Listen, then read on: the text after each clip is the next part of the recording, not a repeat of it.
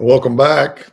We're going to continue with part two from week one, and we will spend our time going through the preface and chapter one of the book, A Model for Marriage by Jack and Judith Balswick. So I pointed out in the last session, we need to make sure that we understand that this says a model of marriage, not the model of marriage.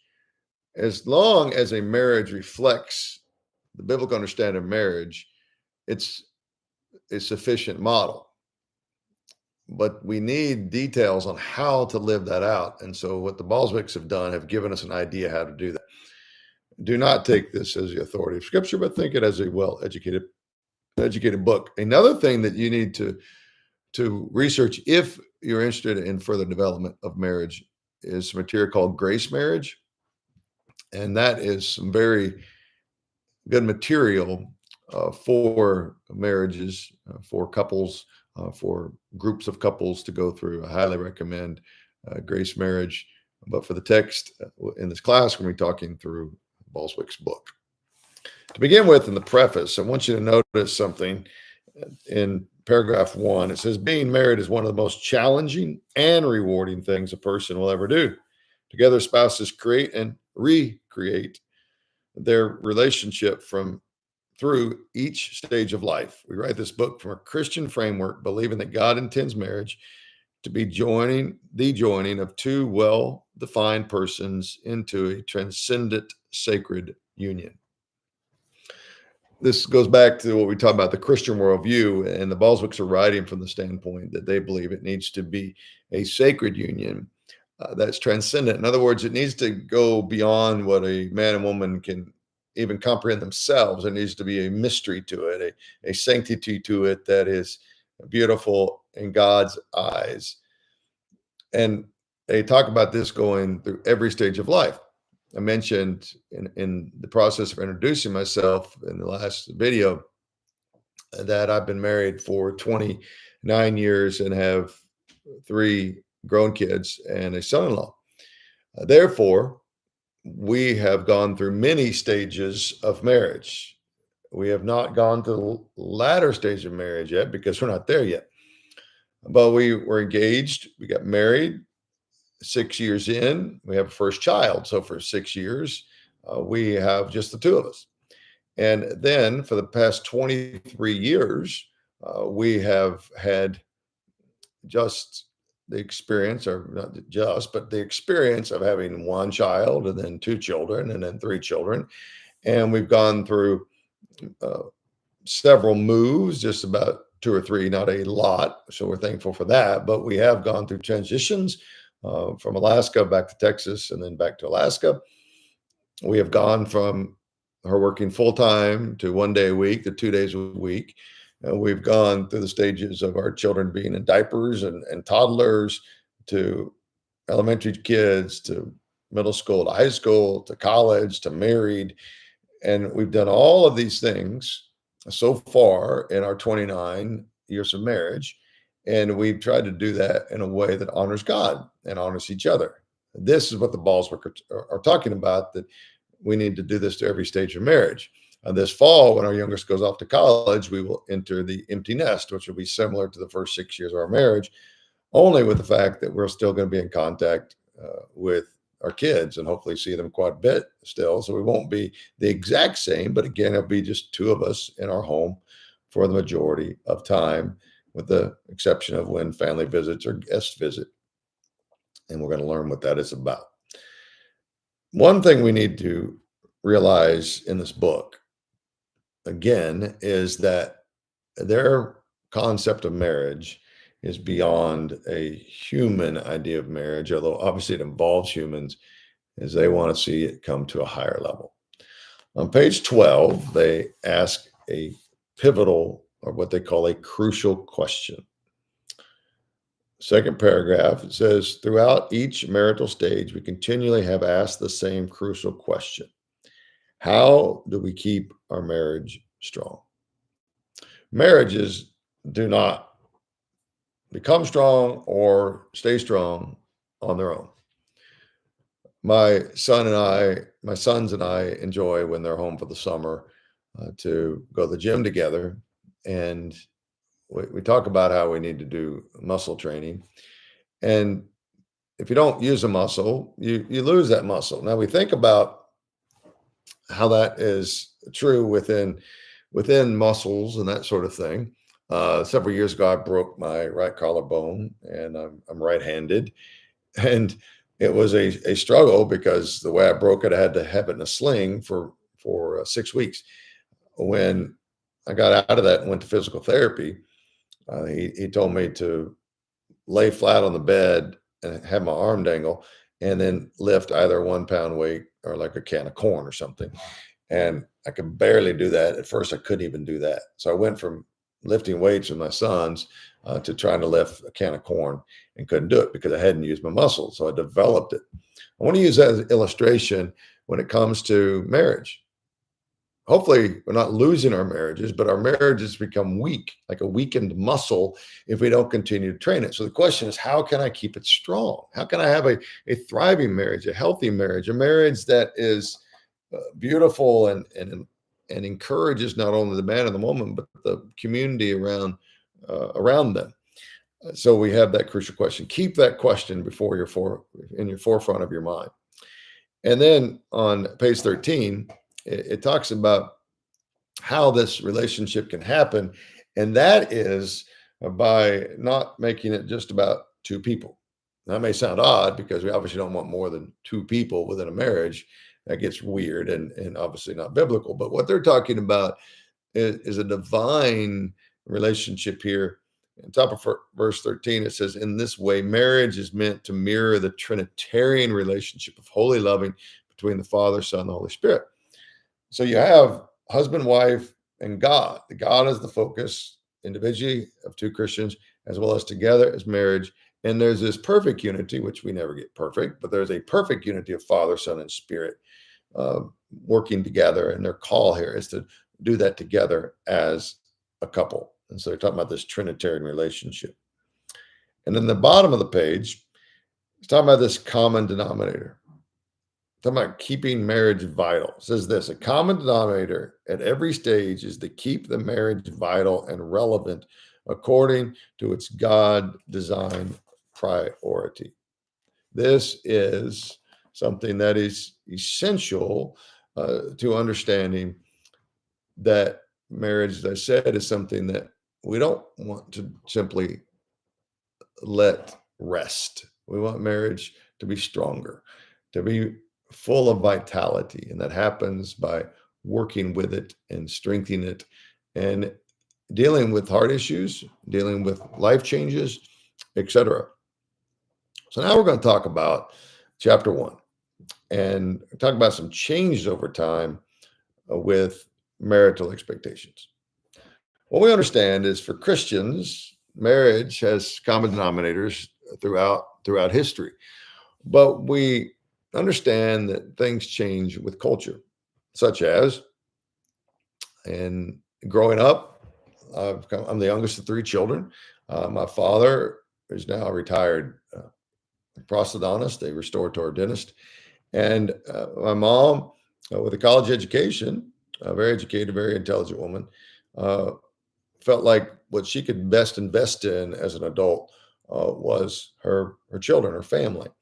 And so while she did some bookkeeping and those sort of things for my dad's practice, her main vocation was taking care of the family, taking care of the house, being a housewife and a church volunteer, a lot of things that she did, but most of them not for a salary. You heard me mention earlier that my wife has gone from full time to 2 days a week to 1 day a week, 1 day a week to 2 days a week, and that varied with our children at home because it's our conviction that it's best for the married husband and wife to raise their own children and not if they can make it happen, not have other people raise their children for them. And so that's why we made that sacrifice. My mom made that sacrifice as well. That is not the case for a lot of marriages.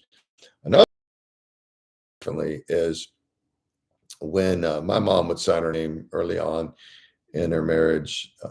it would be Mrs. John T. Goodman. Now, my mom's name is Lynn, but often, especially in the early 60s, there was the taking on not only the last name, but in official documents, you'd have Mrs. and then the husband's name, because now a wife is the Mrs., the married person to the husband. And depending on where you grew up in the country and how old you are, that may be totally foreign to you or new to you. But even on a dress, in a formal address now, it will say Mr. and Mrs. John Doe. Um, Now, some people write the Does or Bill and Mary Doe. There's different ways to address a letter, but each of those reflects a view of society, neither right nor wrong, just a view of society. And so, what does marriage look like in those areas with the consistency, but also the differences? Well, the big problem is not the change in expectations, but the big problem is, do I respond well to those changing expectations? That is not going to happen very well if there's a focus on individual fulfillment or self fulfillment. In other words, as long as I get what I want out of marriage, then marriage is a good thing. If I'm not getting what I want out of marriage, then marriage is not a good thing. That's a bad perspective. And so marriage must be focused on, how can I love God? Again, Christian marriage. How can I love God and how can I love my spouse? Now, in the process of doing that, when done well, you do feel more loved. You do feel more energized. You do feel more purpose. You do feel more purposeful. But it doesn't happen by focusing on self. It focuses when we follow Jesus's answer to the question of, teacher, what is the greatest commandment? And God says, Jesus, God the Son says, the greatest commandment is this: love the Lord your God with all your heart and your soul and your mind. And the second is like it: love your neighbor as yourself. Your closest neighbor is your spouse. So, men, if you're married, your closest neighbor is your wife. Women, if you're married, the closest neighbor is your husband. You're to love God and love all neighbors, particularly the person that you spend life with, your husband. And if you try to achieve happiness and purpose through self-fulfillment, it will not last. And on verse 17, we talk about reasons for retreat. This is when people retreat from marriage. This is from the book by the author Smock in 2004.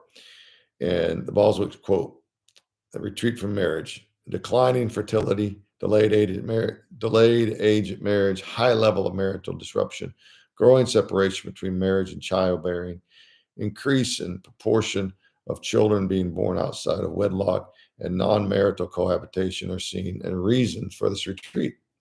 So this idea of not retreat as in rest, but retreat as in the battlefield analogy, that I'm retreating from the front line. I'm getting away from this, not to go and camp, but to get away from something that I'm uncomfortable with. And unfortunately, that has been an epidemic. We talked earlier in the previous lecture that some of that varies between what decade you're in and what year, but there still is a lot of retreat. There are two types of change that are mentioned. Again, they're quoting from another book here, bottom page 17, top of 18. It says, Ted Hudson and Heidi Mells view contemporary marriages as undergoing two types of change: normative and relational. Normative structural change includes non-marital cohabitation, the increase in the proportion of births that occur outside of marriage, the tendency to marry later in life, and the high rate of divorce. Relational change has to do with heightened emphasis on individualism at the expense of a relational or communal commitment. Again, this idea that these things are happening, these normative things, which shouldn't be normative, are happening. And one of the reasons they're happening is this relational idea that I'm seeking self-fulfillment. On page 19, I want us to spend a little bit of time on table 1.1. So everybody go to that book and you look at page 19. And if you have the digital version of the book, I'm not sure exactly how the page shows up. So look for table 1.1. In some courses, all the tables are put in the back of the text at the very end of the digital version, but you need to find table 1.1. 1.1. Think of this as three columns. The heading at the top, left to right, you see traditional view of marriage, the biblical view of marriage, and the modern view of marriage. This is Christian marriage. So the middle column is the preferred, the one that best fits God's design. You have traditional and you have modern. Now, that's not to say everything in traditional and modern are off or are bad, but the biblical view model, which incorporates some of each side here, is the best model. So let's go through this together. First of all, in the area of commitment, there is a traditional view of commitment, a biblical view of commitment, and a modern view. There you see commitment to the institution. These are folks that say, I'm committed to marriage no matter what. A perhaps extreme example of this are folks in a very unhealthy situation of marriage, even a harmful, physically harmful situation of marriage, but because they value the tradition of marriage so much, they would not even consider leaving that marriage. The biblical is a covenant between partners where one says, I love you, another says, I love you, I commit to love you. The modern is self-fulfillment. As long as this marriage works for me, there's this contract I sign, you sign, prenup, in case this doesn't work out, I get my stuff, you get your stuff. That's a more modern view. And the idea, you have the C's, you have coercive, cohesive, disengaged.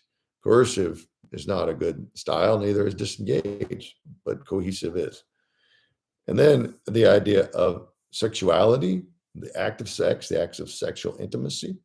In the middle, you have this affectionate sex, this mutual pleasure, this discovering each other physically in a marriage relationship and figuring out literally what works for each other so that both have the emotional connection, the physical connection, the fulfillment each for each other. The dutiful is for male pleasure, this idea that men will be men. And this old story of the wife that just says, well, I know you need it, so come here and I'll let you make love to me. That's dutiful. The other side is self-centered. This is not demanding in the sense of you will, but in the sense of this is something I want to do so that I have pleasure, not even considering the other person. Adaptability, law, grace, anarchy. I mentioned grace-based marriage. This is the idea of grace. Roles, predetermined. Doesn't matter. Skill sets, a man does this, a woman does this. Interchangeable is the biblical view, and undifferentiated roles is modern. Well, there's no clarity. There's just hodgepodge. And then you see the next category of the way in which we adapt. And then authority, you can see the area in which this falls. To skip to the middle one, you have authoritarianism, usually male-centered on the traditional side. You have the biblical worldview based upon Ephesians 5:21 that we mentioned in the last video of submit to one another out of reverence for Christ, is mutual submission, which is relationship-centered, or the absence of authority. There's no authority whatsoever, and nobody knows who's calling shots on what decision. And then communication, is it pronouncement? Is it discussion? Is it demand? Is it non-assertive / aggressive? In other words, stereotypically, the woman not assertive, the man aggressive. In the communication, it's assertive, both. In modern, it's aggressive. Now, notice the difference. It's a key observation for marriage, any relationship for that matter, work, friendship.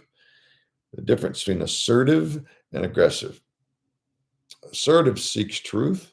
Assertive doesn't simply back away in the face of conflict. Assertive says, I know this is right and I'm serious about it.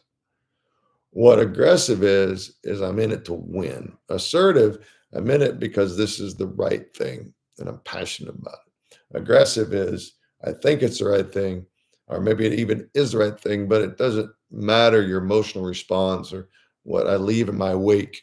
And there's a strong sense of assertive. You hear that word and you think strength, and that's not a bad thing. It's not passive. It's aggressive. It's assertive. It's active, but then aggression is active to the point of potentially being harmful. So look at table 1.1, study that a little bit more and get to know it. Give some time, think through it, analyze it for yourself. On page 20, we see in the bottom paragraph these sentences.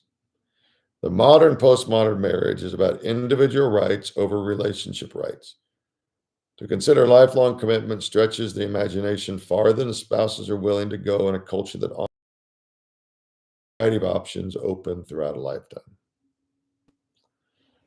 When you buy a vehicle, it's for a limited time. Some of you may trade in vehicles, some of you drive the life out of them quickly. Some of you may have a truck that's from the 1980s. If you make them last and keep working on them. Marriage is not like buying a car, because we know when we buy a car, at some point that car is going to die or be sold or be gifted, but we're going to get another car eventually. Marriage should not be looked like that. We don't trade in the old model to get a new model. We don't buy it with the idea of upgrading at some point. Or we buy a home. There are starter homes and homes we buy more into our maturity. We don't need starter marriages. These literally are meant to last a lifetime. And that's how God designed it. And then we see on page 24, a common mistake which helps us understand all of what they've been talking about in this chapter. First paragraph under concluding assessment. Neither the traditional nor the postmodern approach will solve the modern marital dilemma. The debate between traditional and postmodern viewpoints is actually part of a wider societal debate in our world today. Rather than taking sides, we believe it is more fruitful to consider a balanced biblical framework. A common mistake for Christians is to defend a cultural version of marriage by taking either traditional or postmodern perspective. What does that look like? It looks like in more conservative families to say, well, that's how dad did it. That's how grandfather did it. This is the way it is. And these can be overly firm marriages. These can be where people say, because I said so, which is not the biblical view of marriage. On the less conservative side, the progressive, choose whatever word you want to use, is the idea of there's no authority. Everything is laissez-faire. You just kind of go with the flow. And so therefore, there's really no structure. And they view any kind of a person making a decision as oppressive. And depending on what culture you live in, so stereotypically speaking, and I know there's a stereotype, so let me say it up front. But if you live in a conservative part of the Deep South, per se, and you say there's a traditional view of marriage, you may confuse your argument of traditional marriage with biblical marriage. Just because, as the old phrase, that's the way my daddy did it, doesn't necessarily mean your daddy did it correctly. Or that's the way my mom spoke to my dad, doesn't necessarily mean that's how your mom should have spoken to your dad. Maybe Portland, Oregon, or somewhere in Vermont, wherever, again, generalizing here, not to offend anybody in the Deep South or in Vermont or in Portland, but you get the idea. And stereotypical relationship. And so you have these marriages there, or maybe even cohabitation there, and say, oh, this is too restrictive, and we cannot have any type of submitting. It's just go with the flow. We can see how both those can be dangerous. And one can also try, even on the other side of things, to defend that biblically. To misunderstand what it means to have love as a priority. Some people say it's all about love. Therefore, there's never any correction. Therefore, there's never any statement of truth, even when it might be offensive. We are challenged by the Boswicks to say that there is a biblical view of marriage. And we do well to seek a modern model. And we need not defend a biblical view of marriage based on traditional values or on modern values. Now, are all modern values good or bad? No. Are all traditional views good or bad? No. Some are good, some are bad, some are good, or some are bad. We can take some of that and put it in there, but ultimately they're all weighed against the biblical model, and that's what we'll pursue through scripture and through the textbook as we continue on. As I close out week one lecture, here's what I encourage you to do. I encourage you again to read through the syllabus, see if you have any questions, and make sure that you articulate those to me. Also, make sure that you pay attention to these lectures and take good notes so that you're prepared as we move forward in the class. Since this is a 8-week course, we have a lot to pack in, but much of the work will be done outside of lectures: the reading, the writing, the interviewing, the research, etc. So I encourage you to really spread out the semester well. So if you read the syllabus and know what to do when, you'll be prepared for it and don't do last minute planning. Thank you so much for your attention. I look forward to continuing this course with you. God bless you. And if you're married, God bless your marriages. If you're single, praise God for the way that God can continue to use you. And if marriage is in your future for you, I hope this class helps you as you prepare for that.